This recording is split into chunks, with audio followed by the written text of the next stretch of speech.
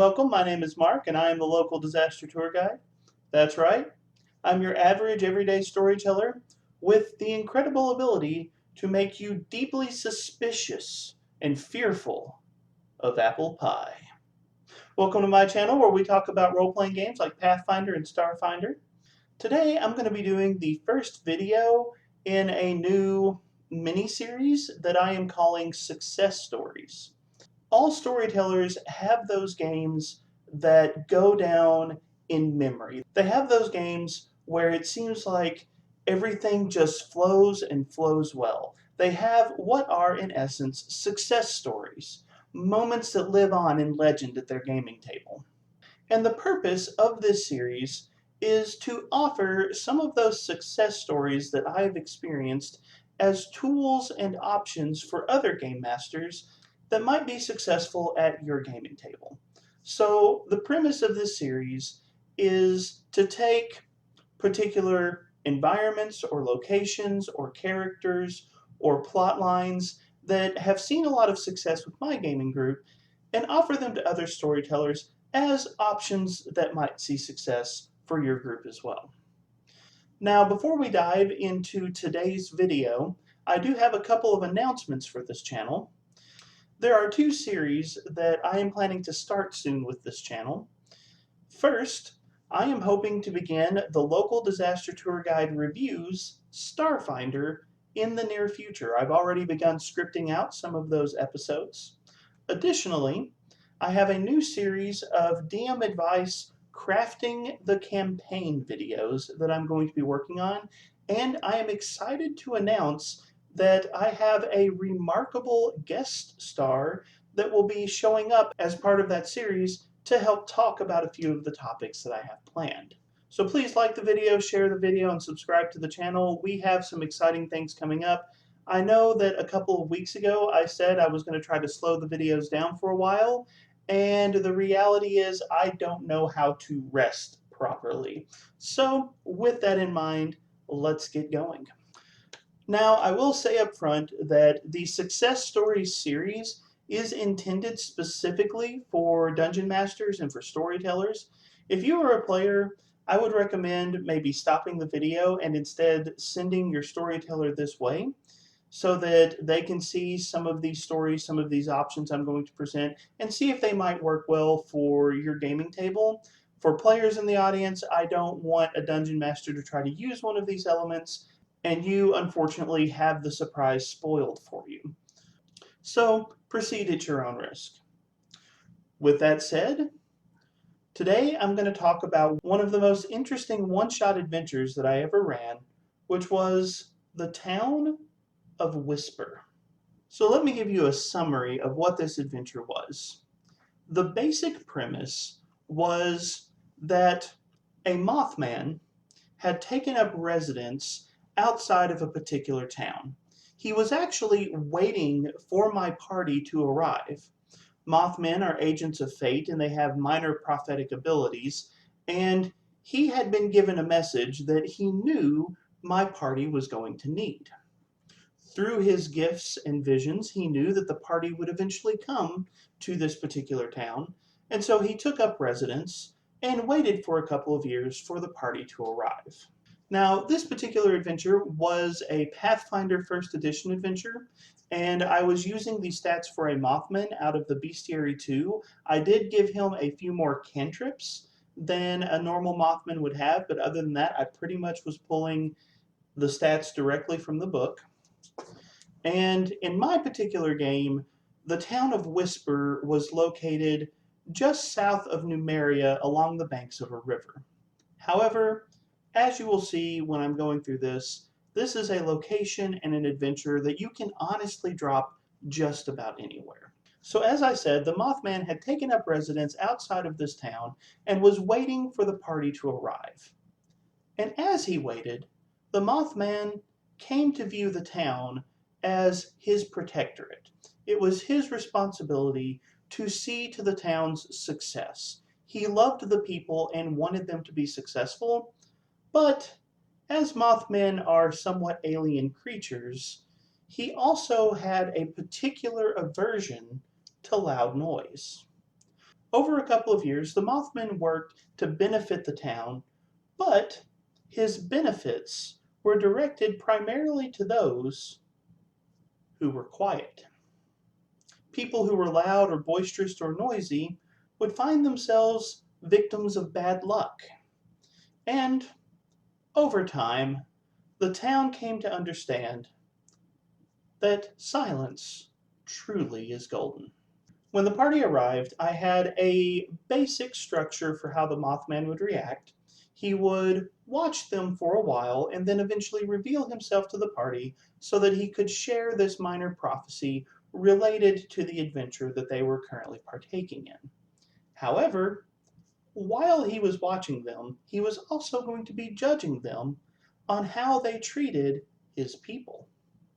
While the town was unaware of the Mothman was very protective of the town, and if the party was too harsh with his charges, he might be less than beneficent to the party that he came to help. So let me establish a couple of things about this encounter. I designed this encounter, number one, to be a non-combat encounter. The stats for the Mothman in Pathfinder First Edition are very much non-combat stats. It is not a dangerous creature. It is a very stealthy creature, it is a very tricky creature, but in a straight up fight, it can't hold its own very well. And it's actually a challenge rating 6 creature, and I was running for about a level 9, level 10 party at this point in time. So literally any of my party members could have soloed this creature in a straight fight. This was not intended to be combat, but it was intended to be terrifying.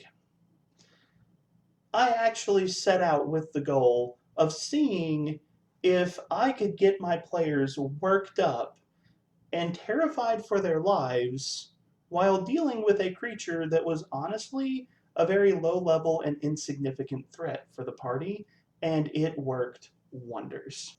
So when the party arrived, they found the first and probably most dramatic piece of set dressing. There was a large sign outside of town that said, "Welcome to Whisper. We like it quiet here." Now, I will say part of the reason this story was so successful with my group is we have an extrovert in the group who is like a 10 on the extrovert scale. They are extremely social. So, the premise of a town where you don't want to raise your voice, as soon as they saw that sign, they immediately had some problems with this town. But upon arrival, they saw this town with this very clear expression of the local values that quiet is good. As the party walked through town, they were given several quick but poignant examples of just how seriously the locals took this love of silence. There were no loud pets to be seen. There were no barking dogs that could create a lot of noise. On top of that, the townsfolk were very careful about how they packed and carried things. Things that might be fragile were very carefully wrapped to help prevent anything from breaking or shattering and creating noise. And as the party walked through town, they saw a lady who was carrying a vase and she tripped and the vase cracked open, it shattered, and she became very frightened and actually hurried to her home because she was worried about the noise that she had unintentionally made. As the party traveled through town, every time they interacted with an NPC, I deliberately talked at about 60% of my normal volume. Now, for the sake of my recording equipment, I'm not going to imitate that here, but if you use this town, let me just say it is very important as the DM that you set the mood by lowering your voice. Make your players lean in a little bit. Make them worry that they're going to miss something because you're just quieter than normal. When party members would talk to the townsfolk, if they spoke in their normal voice, the townsfolk would react as if they were being too loud. All of these small things added up to a very intense aura of mystery. And one of the most important things that made this adventure a success is the townsfolk did not know about the Mothman. There were a number of theories that I came up with that were running around town. Different people had different ideas why being quiet was so successful, but nobody knew the truth. And here's an important element of making this adventure so much fun. The townsfolk, other than being quiet, were extremely friendly. Their town was experiencing previously unknown levels of success. They were having incredible harvests. They were avoiding a lot of the problems and difficulties that they would normally experience. Life was good, and they were more than willing to share their blessings with strangers. So the party found themselves interacting with very welcoming, very generous, very happy go lucky people who were all just really quiet. Naturally, my party began to ask questions about why are you so quiet? And there was a common refrain that they heard that went something to the effect of being quiet's just lucky. It didn't take the party long to start pushing on this particular line because that's just such a strange concept. Why would being quiet be lucky? And they started to ask, who told you that being quiet is lucky? The party was essentially trying to figure out, okay, who's controlling the people in this town, who is manipulating everyone. And I had a list of leaders in town kind of laid out of the first people who noticed that silence is golden, and I passed this along to the party. Now, obviously, none of these leaders knew of the Mothman, knew what was really going on. They were just legitimately the first people who figured it out. I won't go into all of the encounters, but I will go into my favorite encounter, Country Grandma. So, one of the people that they were pointed to was a local healer that I literally just modeled off of my country grandma. She was this kindly old lady who was friendly and never met a stranger and just had the southern hospitality overflowing, that kind of personality. Again, extremely soft spoken because of the town. When a couple of party members arrived to talk to the town healer, she was just finishing up baking an apple pie. So they walk into the house, and I begin to describe just these wonderful aromas that are radiating out. This incredible smelling pie, and friendly country grandma sees these strangers come in and is more than happy to offer them a slice of apple pie. And one of the most beautiful moments in that gaming session, one of the party members was, yay, apple pie. I love this lady. And the other party member was the extrovert I mentioned earlier. And she was full blown paranoid. There is evil here by this point. So they had very different reactions to the offer of apple pie. One player wanted the pie, and one player was desperately trying to prevent their friend from eating what they thought must be some kind of cursed dessert. This came to a dramatic head when the paranoid player slapped the apple pie plate out of the other player's hand while saying, "You're overweight, you need to go on a diet." It was this golden moment of role playing, and it is still something that our table talks about to this day. It was hilarious. But as you're using this setting, the main thing you want to do is keep track of how the players are interacting with the townsfolk because the Mothman is watching them. Players that treat the townsfolk with respect earn the Mothman's respect, and players who treat the townsfolk poorly earn the Mothman's disrespect. If the players go too far, the Mothman will try to intervene. Again, he's not a combatant, so the main thing that he can do is minor tricks with magic and maybe throw out a couple of fear spells. But the main thing he does is observe the party and see how they treat this village that he has become the caretaker of. After a set period of time, the Mothman will decide to reveal himself to the party. Maybe because they have all earned his respect, or maybe because he's sick of them and wants them out of town. But in either case, he gives them the minor prophecy that he intends to give them. And depending on the party's actions, they can also earn additional blessings. He can pass along one-time use minor spells to each party member that would be beneficial in their upcoming adventure. If they were kind to the townsfolk, they get a free spell that they can use. If they weren't kind to the townsfolk, he refuses to pass along the blessing. This was an incredible role-playing encounter for my group. As I said, no real combat to speak of, but my party was hooked. They loved it, and it was just a golden role-playing session. And if you're looking for a good way to introduce some very intrigue-heavy, mystery-heavy stories, the Town of Whisper could be very effective at your gaming table. And the great thing is, you can drop it anywhere. Put it halfway between the people who hire the adventurers and the target that they're trying to get to.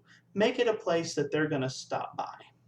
There's nothing special about this town beyond the fact that a Mothman has become its benefactor. So to all of the other storytellers out there, feel free to use this, and I hope that your parties enjoy the encounter as well. I hope you enjoyed this success story. And if you're a storyteller and you have a success story that you want to share, feel free to throw it down in the comments below. If you try this success story out with your players, also leave a comment and let me know how they respond to it. If this kind of content is something that you enjoy, like the video and share it, subscribe to the channel. As I've said, in the next couple of weeks, I have a couple of new series that I'm going to be starting, and I'm very excited to get those up and running. But thank you for joining me, and have a wonderful day.